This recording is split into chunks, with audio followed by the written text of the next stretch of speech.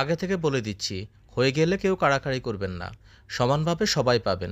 যারা পাননি সন্ধ্যার দিকে ভিডিও যাবে, ভিডিও দেখে পছন্দ হলে বানাবেন, চেটেপুটে খাবেন।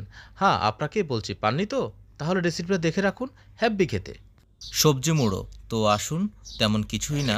প্রথমে সয়া বড়িগুলো পানিতে সিদ্ধ করে নেব, ততক্ষণে মাছের মাথার গায়ে হলুদের অনুষ্ঠান শেষ করে নেব। তারপর সয়া বড়িগুলোকে হাত দিয়ে ভালো মতো করে ছেঁকে নেব। কড়াই গরম হয়ে গেলে মাথাগুলো মিডিয়াম টু লো হিটে ভেজে নেব।